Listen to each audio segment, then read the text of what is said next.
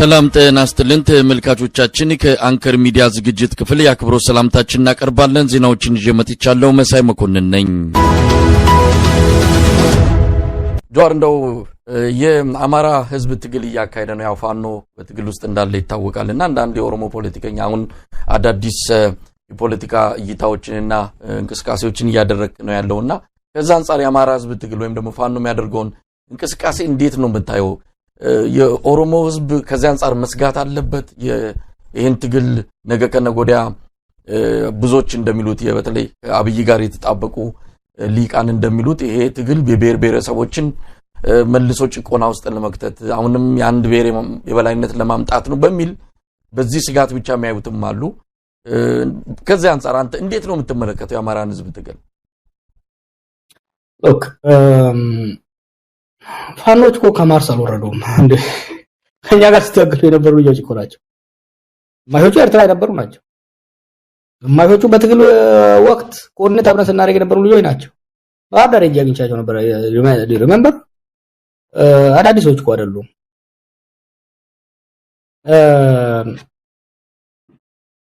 በተለይ ደግሞ ከትግራይ ጦርነት ከፕሪቶሪያ ስምምነት በኋላ ክህደት ተፈጸመብን የሚል ስሜት ውስጥ ገብተው ልዩ ኃይሉን ለማፍረስ የተሄደበት ሂደት ሁሉም ነገር ንዴት ውስጥ ላስገባው። ሪሜምበር ገና ፋኖ ጠመንጃ ይዞ ጫካ ሳይገባ ከነያስ ቤት ጋር ኢንተርቪው ሲሰጥ ፋኖ ትጥቅ መፍታት አለበት የሚል ነገር እና ቢሲ ያመጡ ነው። መጀመሪያ አይምሮ መፍታት አለበት። የነፍጥ መፍታቱ ነፍጥ ማስቀመጡ ቀላል ነው። መጀመሪያ ተካርኩ የሚለው ስሜት ለጥቃት ልጋለጥ ነው የሚለው ስሜት ካልተፋቀ በስተቀር ነፍጥ ለማስፈታት መሄዱ ወደ ግጭት የሚያደርሰው እያልኩ ስናገር ነበር።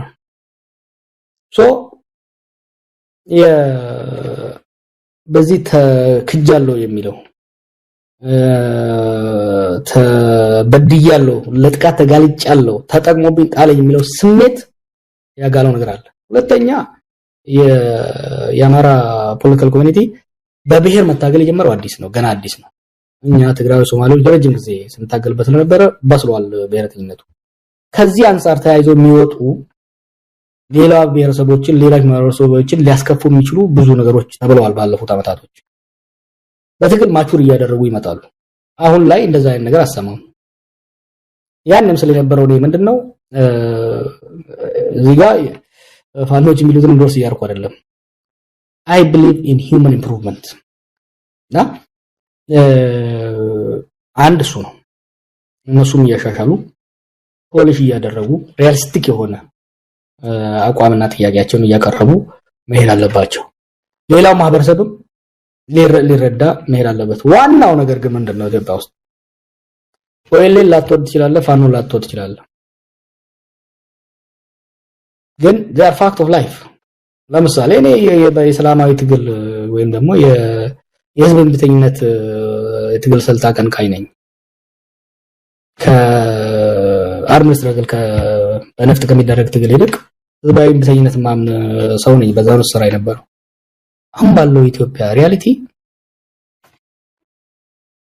ወይሌን ኢግኖር አድርገህ ፋኖን ኢግኖር አድርገህ ቲዲኤፍን ኢግኖር አድርገህ ኢትዮጵያ ውስጥ ሰላም ልታስበው አትችልም። እነዚህ ኃይሎች ላይ በድርጊትም በቃልም በማህበረሰቦች መካከል ክፍፍል የሚያመጣ በማህበረሰቦች መካከል ስጋትና ፍራቻን የሚያመጣ ቃልም ሆነ ድርጊት እየተቆጠቡ በዲሲፕሊን ታነጸ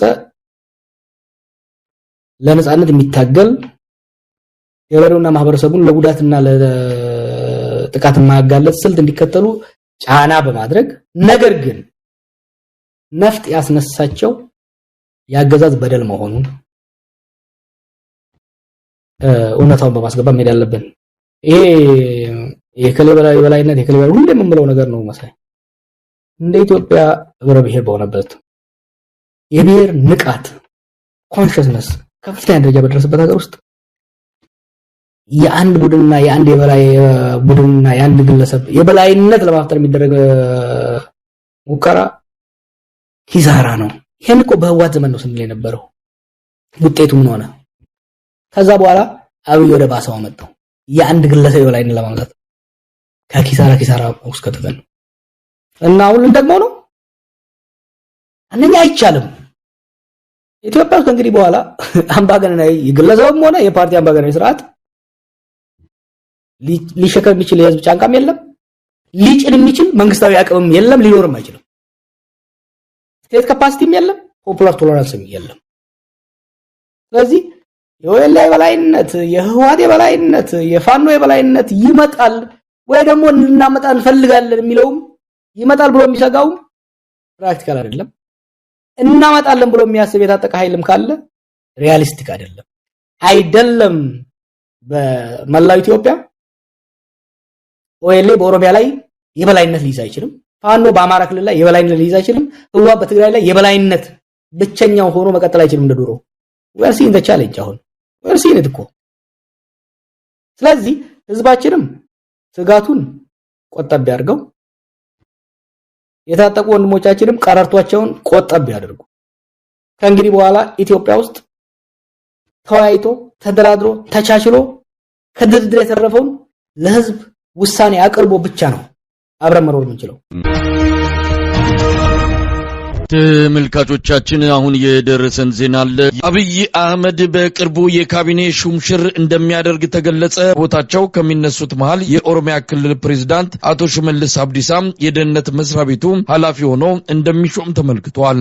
ለጊዜው የኦሮሚያ ክልል ፕሬዝዳንት ሆኖ በአቶ ሽመልስ አብዲሳ ቦታ የሚመጣው ማን እንደሆነ ለማወቅ አልተቻለም። ሁለት ሰዎች በአብይ አህመድ ሊስት ውስጥ የሚገኙ መሆናቸውን የሚጠቅሱት የአንከር ሚዲያ ምንጮች እነማን እንደሆኑ ጊዜው በሚኒስትር መያዙን ነው የጠቆሙት። የፋይናንስና ኢኮኖሚ ልማት ትብብር ሚኒስትር አቶ አህመዲን ሽዴም በቦታው እንደማይቆይ የተመለከተ ሲሆን አዲስ ፊት እንደሚሾም ነው የተገለጸው። የአቶ አህመድ ሽዴም ቀጣይ ማረፊያ ለጊዜው ባይታወቅም በጠቅላይ ሚኒስትር ጽህፈት ቤት በአማካሪነት ሊመደብ እንደሚችል ግምቱ እንዳለ ነው ከምንጮች መረጃ ለማወቅ የተቻለው። አህመድ በካቢኔ ሽግሽግ ሹመትና ሽረት የመጣውን የህዝቡን ተቃውሞ አቅጣጫ ለማስቀየር እንደ አንድ ስትራቴጂ ለመጠቀም እንዳቀደም ይነገራል። በሶስት ምዕራፎች ይከናወናል በተባለው የካቢኔ ሹምሽርና ምደባ አብዛኛውን ሚኒስትር የሚነካው እንደሚሆን በደረሰን መረጃ ላይ ተመልክቷል። አብይ አህመድ የሚኒስቴር መስሪያ ቤቶችን አቅም በማዳከም ሁሉንም ስራ ጠቅልሎ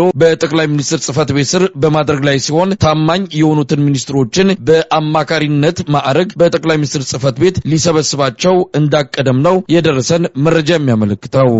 ይህ በእንዲህ እንዳለ በአቶ ለማ መገርሳ ጀዋር መሐመድና ታዬ ደንደአ በኩል የሚመጣ ኃይል ስጋት ውስጥ እንደከተተውም ይነገራል። የአንከር ሚዲያ ምንጮች እንደገለጹት ከሆነ በሶስቱ የኦሮሞ ፖለቲከኞች በኩል ውስጥ ለውስጥ ጸረ አብይ አህመድ ንቅናቄ እየተካሄደ ነው የሚል ብርቱ ፍራቻ ያደረበት አብይ አህመድ የደህንነትና ወታደራዊ መዋቅሩን ሙሉ በሙሉ ለመለወጥ በዝግጅት ላይ እንደሆነ ነው የተገለጸው። በብልጽግና መዋቅር ውስጥ ከሰሞኑ ትርምስ እንዳለ የጠቆሙት የአንከር ሚዲያ ምንጮች በተለይም የኦሮሚያ ብልጽግና በነ አቶ ለማ መገርሳና ጀዋር መሐመድ ሳይጠለፍ አይቀርም የሚል ጥርጣሬ በአብይ አህመድ ዘንድ መኖሩንም አክለው ገልጸዋል። ጀዋር መሐመድ በቅርቡ በይፋ የአብይ አህመድ አገዛዝን ለማስወገድ እንደሚታገል መግለጹን ተከትሎ የኦሮሚያ ብልጽግና መረጋጋት እንዳጣና አብይ አህመድ የደህንነትና ወታደራዊ መዋቅሮቹን በመለወጥ ከኦሮሞ የፖለቲካ ኃይሎች የሚመጣበትን የስልጣን ህልውና አደጋ ለመመከት እንዳቀደ ነው ለማወቅ የተቻለው። በዚህም በዋናነት የአማራ ብልጽግና አመራሮችንና የአማራ የደህንነትና ወታደራዊ አዛዦችን ወደፊት ሊያመጣቸው ያቀደው አብይ አህመድ በቁልፍ የደህንነትና የሚሊቴሪ ቦታዎች ሊመድባቸው መወሰኑም ተመልክቷል። የቀድሞ የኦሮሚያ ክልል ፕሬዝዳንት የነበሩትና ለአብይ አህመድ ወደ መሪነት መምጣት ያስቻለውን ለውጥ ከመሩት አንዱ የሆኑት አቶ ለማ መገርሳ ለአብይ አህመድ ስጋት የሆኑበት ግልጽ የሆነ እንቅስቃሴ ስለመኖሩ የታወቀ ነገር የለም። በተለይ የጀዋር መሐመድ አዲሱን አመጣጥ ተከትሎ በኦሮሞ ብልጽግና መንደር ልዩነት ይፈጠራል የሚለው ግምት በብዙዎች ዘንድ የሚሰጥ ሲሆን ጀዋር መሐመድ በውስጥም በውጭም ስራዎች እየተሰሩ ነው የሚለው መግለጫው በአብይ አህመድ በኩል ለውጦች እንዲደረጉ በተለይም የደህንነትና የወታደራዊ መዋቅሮቹን እንዲፈትሻቸው ማድረጉን ከመረጃ ምንጮች ለማወቅ ተችሏል። በአሁኑ ሰዓት በአብይ አህመድ ዘንድ ፍጹም አመኔታ ያገኙት ጀነራል ብርሃኑ በቀለ፣ ሜጀር ሜጀር ጀነራል ሹማ ብደታና ሌተናል ጀነራል ሰለሞን ኢተፋ ወደፊት እንዲመጡ በማድረግ የአብይን ወታደራዊ መዋቅር በበላይነት እንዲመሩት መታቀዱ የተገለጸ ሲሆን ከአማራ ተወላጆች ሜጀር ጀነራል ሙሉዓለም አድማሱን ጨምሮ ሌሎች ታማኝ ጀነራሎች ከፍ ያለ ቦታ ሊሰጣቸው እንደሚችልም የደረሰን መረጃ ያመለክታል። በአማራ ክልል የህልውና ተጋድሎ ከተጀመረ በኋላ አዲስ አበባ ገብተው መኖር የጀመሩ የአማራ ባለሀብቶች ተመልሰው ወደ ክልሉ እንዲሄዱ ግፊት እየተደረገባቸው መሆኑ ታወቀ። በአብይ አህመድ ትዕዛዝ ወደ አማራ ክልል በአስቸኳይ እንዲመለሱ የሚደረጉትን የአማራ ባለሀብቶችን ለማነጋገር ትልቅ ሰው ገዳሙ በተባሉ ባለሀብት የሚመራ ኮሚቴ ተቋቁሞ እየተንቀሳቀሰ መሆኑንና በዛሬው ዕለት በአዲስ አበባ እነዚህን ባለሀብቶች ጠርቶ ስብሰባ መጀመሩን ለአንከር ሚዲያ በደረሰ መረጃ ላይ ተመልክቷል። የአብይ አህመድ አገዛዝ የአማራን ህዝብ ትጥቅ አስፈታለሁ በሚል በቅድሚያ ያለ አዋጅ በኋላም በአስቸኳይ አዋጅ ጦሩን ካስገባና ከፋኖ ኃይሎች ጋር ውጊያ ውስጥ ከገባ ወዲህ በአማራ ክልል የሚገኙ ባለሀብቶች ወደ አዲስ አበባ መጉረፋቸው የሚታወስ ነው። በክልሉ በተስፋፋው ጦርነት ምክንያት መንቀሳቀስ ያልቻሉት አብዛኞቹ የአማራ ክልል ባለሀብቶች ቤተሰቦቻቸውን ይዘው አዲስ አበባ መኖር የጀመሩ ሲሆን ከቅርብ ጊዜ ወዲህ ወደ አማራ ክልል ተመልሰው እንዲሄዱ በአብይ አህመድ አገዛዝ ተደጋጋሚ ጫና እየተደረገባቸው መሆኑ ተመልክቷል። ከ6 ወራት በፊት አቶ ተመስገን ጥሩነህ በመራው ስብሰባ ወደ ክልላችሁ ሂዱ በሚል የአብይ አህመድን መልእክት በማስተጋባት የአማራ ባለሀብቶች ላይ ከፍተኛ ግፊት ቢፈጠርም ውጤታማ መሆን ሳይችል ቀርቷል። አቶ ተመስገን በወቅቱ ወደ ክልላችሁ ሂዱ ብሎ በማስፈራራት ጭምር ጫና ያደረጉባቸው በጦርነቱ ምክንያት አዲስ አበባ የገቡትን ብቻ ሳይሆን ኑሯቸውና ስራቸውን በቋሚነት አዲስ አበባ ያደረጉትን የአማራ ተወላጅ ባለሀብቶችን ጭምር መሆኑ ከፍተኛ መነጋገሪያ ሆኖ እንደነበረ ይታወሳል። ለአንከር ሚዲያ በደረሰና በባህር ዳር ከተማ ተቀዳሚ ከንቲባ ጎሹ እንዳለማው ፊርማ በተጻፈ ደብዳቤ በጦርነቱ ምክንያት አዲስ አበባ መኖር የጀመሩ የአማራ ተወላጅ ባለሀብቶች በትልቅ ሰው ገዳሙ ሆቴል በሆነው ሌክሰስ በዛሬው ዕለት በተጠራ ስብሰባ ላይ እንዲገኙ የሚጠይቅ ነው። ስብሰባው ያስፈለገው ብልጽግና ፋኖን አሸንፏል፣ ክልሉን ወደ ሰላም መልሷል፣ ሁሉም ወደ መጣበት በመመለስ ክልሉን የማነቃቃት ስራ መሰራት አለበት የሚል ውሳኔ ከአብይ አህመድ በቀጥታ በመተላለፉ እንደሆነም ታውቋል። የብልጽግናውን መንግስት የሚደግፉት የአማራ ባለሀብቶች ኮሚቴ አቋቁመው በተለያዩ የአዲስ አበባ አካባቢዎች ቤት ገዝተው ኑሯቸውን የቀጠሉትን የአማራ ባለሀብቶችን ወደ አማራ ክልል እንዲመለሱ የማግባባት ስራ እንዲያከናውኑ የታዘዙ ሲሆን ዛሬ ቅዳሜም የሚካሄደውና በትልቅ ሰው ገዳሙ የሚመራው ስብሰባ ይህንኑ ለማስፈጸም የታለመ እንደሆነ ለማወቅ ተችሏል። ማንነትና በግዳጅ አፈጻጸም ችግር ተልኮ ባለመቀበልና በሌሎች ምክንያቶች በተለያዩ ቦታዎች በእስር እየተሰቃዩ የሚገኙ የመከላከያ ሰራዊት አባላት ከ10 ሺህ በላይ እንደሚደርሱ ተገለጸ። በተለይ የአማራ ብሔር ተወላጅ የሰራዊቱ አባላት ቁጥር በከፍተኛ ሁኔታ እየጨመረ መምጣቱን ከመከላከያ ሚኒስቴር የአንከር ሚዲያ ምንጮች ካደረሱን መረጃ ለማወቅ ተችሏል። ከቅርብ ጊዜ ወዲህ ከወታደራዊ እስር ቤቶች በሌሊት እየተወሰዱ የሚረሸኑ ወታደሮች መኖራቸውን በመግለጽ የድረሱልን ጥሪ የሚያቀርቡ የሰራዊቱ አባላት እንዳሉም ተመልክቷል። በመከላከያ መረጃ ዋና መምሪያ አማካይነት ከየእዙ የሚታፈ